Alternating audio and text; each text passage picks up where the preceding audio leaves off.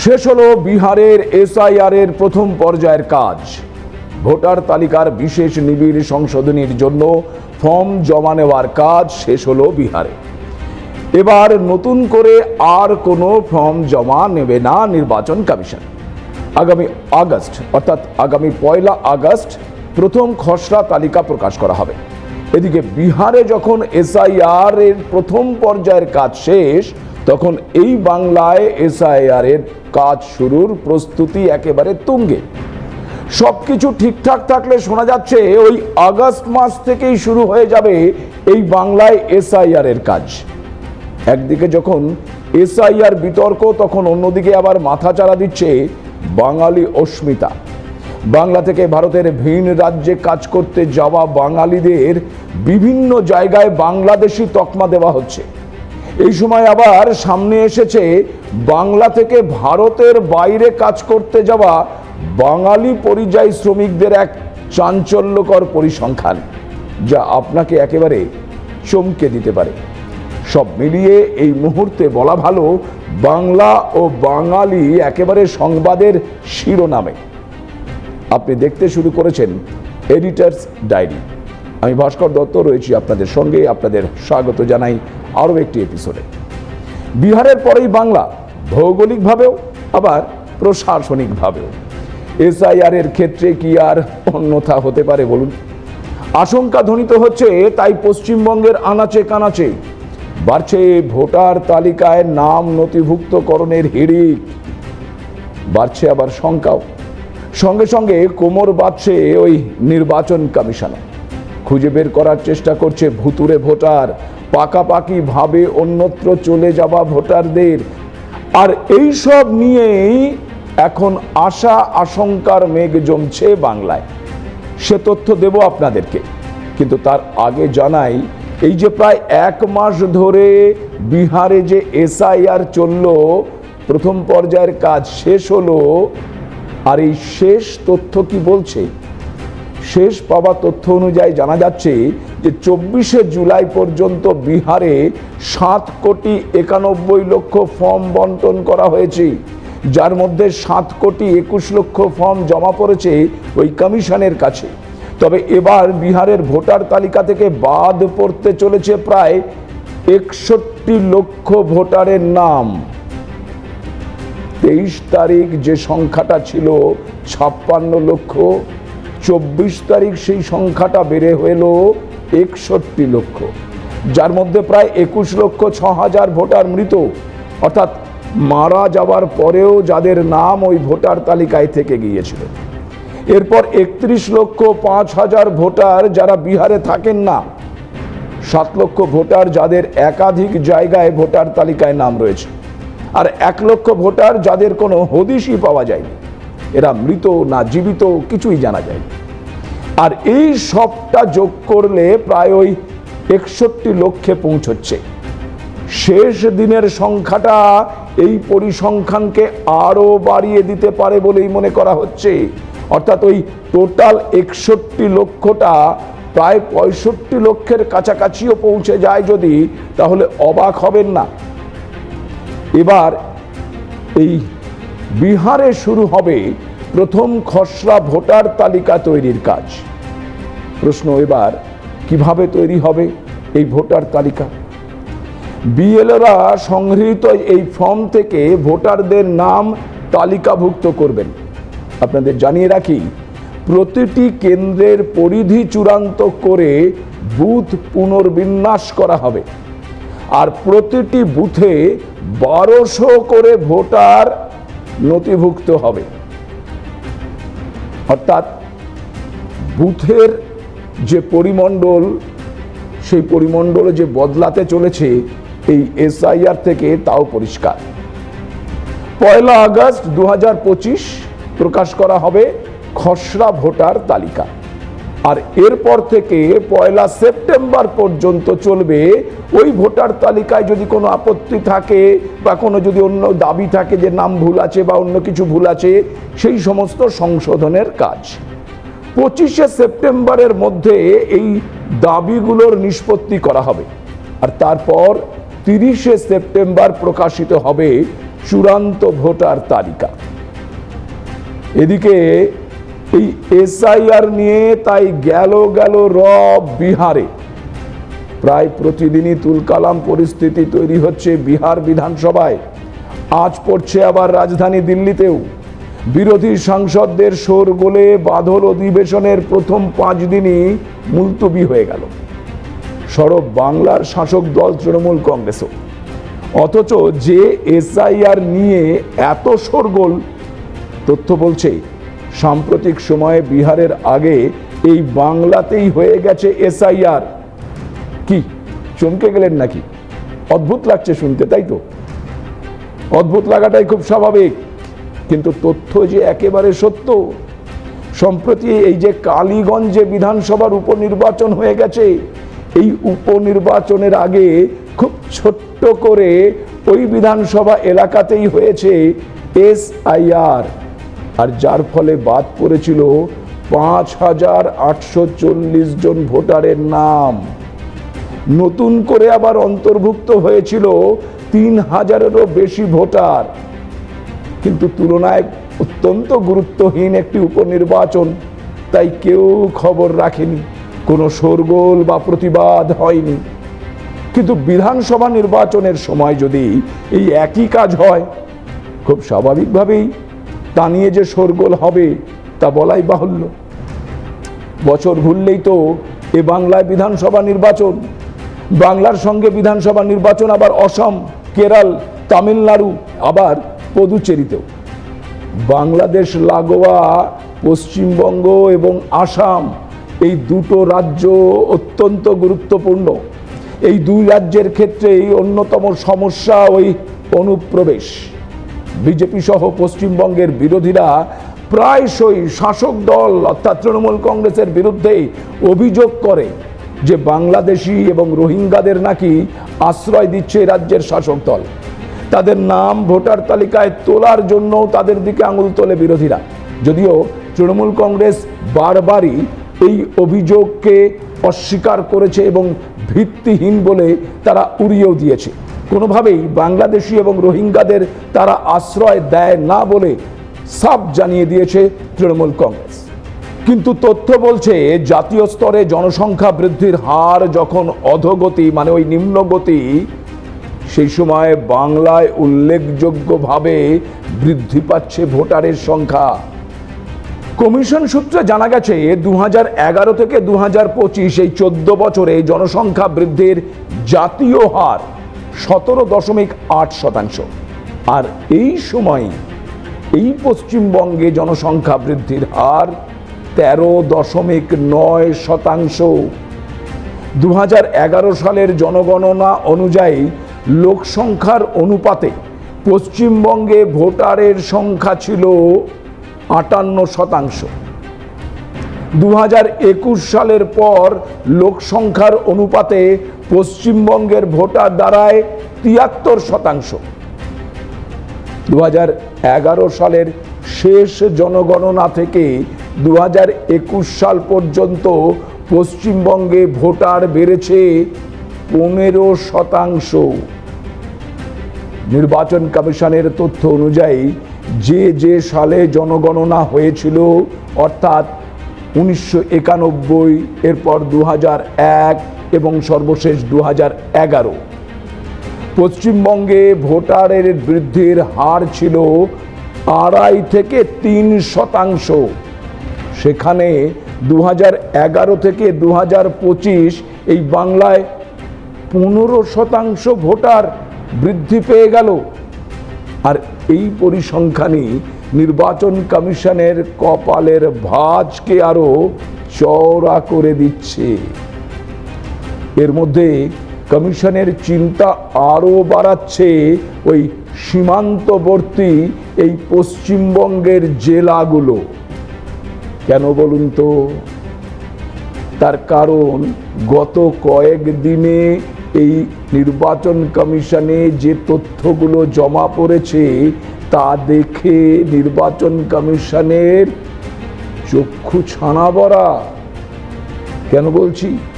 এই পশ্চিমবঙ্গের সীমান্তবর্তী জেলাগুলো থেকে একাধিক ভোটার তালিকায় নাম তোলার আবেদন জমা পড়ছে। এই বিহার জুড়ে এসআইআর আতঙ্ক কি তাদেরকে তাড়া করছে? আর সেই আতঙ্কের ফলে কি নিজেকে নাগরিক প্রতিপন্ন করার হিড়িক পড়েছে ওই বাংলাদেশ সীমান্তবর্তী পশ্চিমবঙ্গের জেলাগুলোতে? কমিশন সূত্রে খবর, গত এক সপ্তাহে রাজ্যের এই বাংলাদেশ সীমান্তবর্তী জেলাগুলোতে ভোটার তালিকায় নাম তোলার আবেদনপত্র জমা পড়েছে প্রায় ৭৫,০০০। সাধারণভাবে এই সংখ্যাটা থাকে ওই মাত্র ২৫,০০০-এর কাছাকাছি, কিন্তু গত এক সপ্তাহে ভোটার তালিকায় নাম তোলার গড় ৩ গুণ বৃদ্ধি পেয়েছে।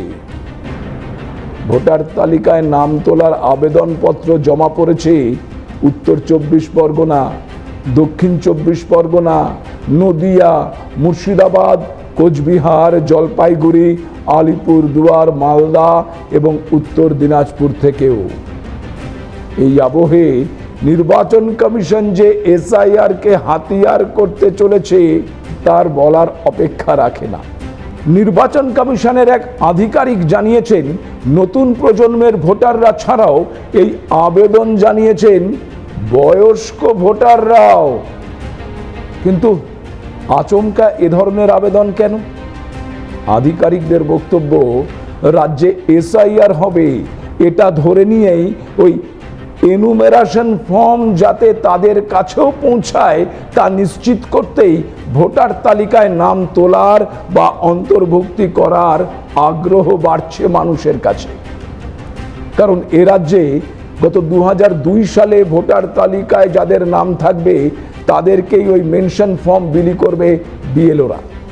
সে কারণেই যাদের এখনো পর্যন্ত ভোটার তালিকায় নাম নথিভুক্ত হয়নি তারা যত শীঘ্র সম্ভব ভোটার তালিকায় নাম তুলতে চাইছেন। অন্যথায় এ রাজ্যের ভোটাধিকার থেকে তারা শুধু বঞ্চিতই হবেন না, একসঙ্গে তাদের আবার ওই নাগরিকত্ব নিয়েও প্রশ্ন ওঠা শুরু করবে। যদিও নির্বাচন কমিশন জানিয়েছে যে ভোটার তালিকা থেকে নাম কাটা গেলেও তার নাগরিকত্ব যাবে না, কিন্তু কবে থেকে শুরু হচ্ছে বাংলায় এই এসআইআর? কি তথ্য লাগবে তাতে? রাজ্যের মুখ্য নির্বাচনী আধিকারিকের দপ্তর সূত্রে জানা গেছে যে আগামী আগস্ট মাসের প্রথম বা দ্বিতীয় সপ্তাহেই এই রাজ্যে মানে বাংলায় এসআইআর প্রক্রিয়া শুরু হওয়ার সম্ভাবনা প্রবল। যেহেতু পশ্চিমবঙ্গে দুর্গাপুজো উপলক্ষে একটা বড় সময় ছুটি থাকে, সে কথা মাথায় রেখেই বাংলায় এসআইআর প্রক্রিয়া শুরু করতে চায় নির্বাচন কমিশন। জানা যাচ্ছে বিহারের ক্ষেত্রে যে 11টি নথি চাওয়া হয়েছে, পশ্চিমবঙ্গের ক্ষেত্রে এই নথির সংখ্যা বাড়লেও বাড়তে পারে, এমনটাই নির্বাচনী আধিকারিকের দপ্তর সূত্রে জানা যাচ্ছে। অবশ্য জাতীয় নির্বাচন কমিশন আগেই ইঙ্গিত দিয়েছিল এসআইআর এর ক্ষেত্রে রাজ্য বিশেষ নথির সংখ্যা কম বেশি হতে পারে। বিশেষ করে বাংলাদেশ সীমান্তবর্তী পশ্চিমবঙ্গের ক্ষেত্রে এসআইআর এর নথির সংখ্যা তারতম্য হতে পারে, এমনটাই মনে করছে ওই সিইও দপ্তর। এদিকে এখনো পশ্চিমবঙ্গে এসআইআর চালু হওয়ার বিজ্ঞপ্তি জারি করা হয়নি, তবে নির্বাচন কমিশনের নির্দেশ মোতাবেক প্রস্তুতি শুরু করে দিয়েছে রাজ্যের মুখ্য নির্বাচনী আধিকারিকের দপ্তর। রাজ্যে শুরু হয়ে গেছে ওই বুথ লেভেল অফিসার বা বিএলওদের প্রশিক্ষণ। রাজ্যের মুখ্য নির্বাচনী আধিকারিকের দপ্তর থেকেই ভার্চুয়ালি এই প্রশিক্ষিতদের সঙ্গে কথা বলছেন রাজ্যের মুখ্য নির্বাচনী আধিকারিক মনোজ আগরওয়াল। ইসিআই ডিসিশন নিয়েছে এই ট্রেনিং করার জন্যে। আগে কোনোদিন ট্রেনিং হয়নি। এবার ইসিআই একটা বড় ইনস্টিটিউট আছে দিল্লিতে, IIIDEM। ওখানে প্রত্যেক কনস্টিটুয়েন্সি যে আছে ওখান থেকে 3 বিএলও গোটা কান্ট্রি থেকে ওখানে যাচ্ছে और ট্রেনিং হচ্ছে। और তারপরে প্রত্যেক স্টেটে বাকি বিএলও ট্রেনিং করার জন্য ইসিআই ইনস্ট্রাকশন দিয়েছে। রাজ্যে প্রতি বিধানসভায় 7 জন করে বুথ লেভেল অফিসার নিযুক্ত করা হয়েছে। রাজ্যে বর্তমানে 80,682টি বুথ রয়েছে। নির্বাচন কমিশনের নতুন বিধি অনুযায়ী একটি বুথে সর্বোচ্চ ওই 1200 ভোটার থাকবেন। আর সেই অনুযায়ী এই রাজ্যে আরও প্রায় 13,000 অর্থাৎ মোট প্রায় 95,000-এর কাছাকাছি বুথের সংখ্যা পৌঁছতে পারে। ইতিমধ্যেই রাজ্যের মুখ্য নির্বাচনী আধিকারিককে চিঠি দিয়ে জাতীয় নির্বাচন কমিশন জানিয়ে দিয়েছে যে বুথ লেভেল অফিসারদের বার্ষিক ভাতা প্রায় দ্বিগুণ বাড়ানো হয়েছে। বুথ লেভেল অফিসাররা এবার বার্ষিক ভাতা পাবেন 12,000 টাকা, যা আগে ছিল 6,000 টাকা। বিশেষ ভাতা হিসেবে এই বুথ লেভেল অফিসারদের এই টাকা দেওয়া হবে। সুপারভাইজার হিসেবে যে সমস্ত বুথ লেভেল অফিসাররা কাজ করবেন তারা পাবেন বার্ষিক 18,000 টাকা করে, যা ছিল আগে 12,000 টাকা। সুতরাং বুঝতেই পারছেন যে বুথ লেভেল অফিসারদের কাজ বাড়ছে, ফলে তাদের ভাতাও বাড়ছে। এই এসআইআর এর জন্য যে সমস্ত বুথ লেভেল অফিসাররা আবার অতিরিক্ত কাজ করবেন তাদের জন্য 2,000 টাকা করে অতিরিক্ত ইনসেনটিভ দেওয়ার কথাও ভেবেছে এই নির্বাচন কমিশন। এই ধরনের ইনসেনটিভ দেওয়ার সিদ্ধান্ত এই প্রথম বলেই জানিয়েছে মুখ্য নির্বাচনী আধিকারিকের দপ্তর। এদিকে যখন এই এসআইআর নিয়ে বাংলায় তোড়জোড়, তখন আবার সামনে এসেছে এক অন্য তথ্য। পশ্চিমবঙ্গ থেকে ভারতের ভিন রাজ্যে পরিযায়ী শ্রমিকরা কাজ করতে যায়, আপনারা শুনেছেন। পাশাপাশি ভিন দেশেও পাড়ি দেয় বহু পরিযায়ী শ্রমিক। জানা গেছে সরকার স্বীকৃত 36টি এজেন্সির মাধ্যমে বিদেশে যাওয়া দক্ষ বা অদক্ষ শ্রমিকদের তথ্য। সেই হিসেব বলছে এই মুহূর্তে এই পশ্চিমবঙ্গ থেকে 1,79,597 জন শ্রমিক কাজ করছেন সৌদি আরব, সংযুক্ত আমিরশাহী, কুয়েত, কাতার সহ মোট 17টি দেশে। এই সংখ্যাটি সেই সমস্ত শ্রমিকদের যারা ওই ইসিআর মানে ইমিগ্রেশন চেক রিকোয়ার্ড তালিকাভুক্ত দেশগুলোতে সরকার অনুমোদিত এজেন্সির মাধ্যমে গেছেন। সবচেয়ে বেশি শ্রমিক রয়েছেন সৌদি আরবে, প্রায় 45,000 এই বাংলার মানুষ। ইউএইতে রয়েছেন 17,000 এই বাংলার পরিযায়ী শ্রমিক। কুয়েত ও কাতারে এই দুটো দেশ মিলিয়ে রয়েছেন প্রায় 20,000 বাঙালি শ্রমিক। এদের মধ্যে কেউ কৃষি কাজ করছেন, কেউ আবার নির্মাণ কাজে কাজ করছেন, কেউ কাঠ বা লোহা কাটার কাজের সঙ্গে যুক্ত রয়েছেন, কেউ আবার হোটেল রেস্তোরাঁয় পরিচারক বা সাফাই কর্মী হিসেবে কাজ করছেন। আর এখানে তৈরি হচ্ছে আরেকটি প্রশ্ন, কি না এই এসআইআর হলে এই যে শ্রমিক যারা দেশের বাইরে চলে গেছেন তাদেরকে কোন খাতে ধরা হবে? তার কারণ বিহারে যে পরিসংখ্যান আমাদের কাছে এসছে তাতে আবার এটাও দেখা যাচ্ছে যে বহু মানুষ বিহারে ভোটার তালিকায় যাদের নাম আছে বাস্তবে তাদের কোনো অস্তিত্বই পাওয়া যায়নি, কিংবা পার্মানেন্টলি কেউ কেউ বিহার ছেড়ে অন্যত্র চলে গেছে, তার নাম ভোটার তালিকায় থেকে গেছে। এবার এই যে বাইরে কাজ করতে যাওয়া শ্রমিকরা তারা নির্দিষ্ট সময়ে যদি ফিরে না আসতে পারে তাহলে অনলাইনের মাধ্যমে তাদের এই এসআইআর এর ফর্ম ফিল আপের কথা বিহারের ক্ষেত্রে কমিশন বলেছিল।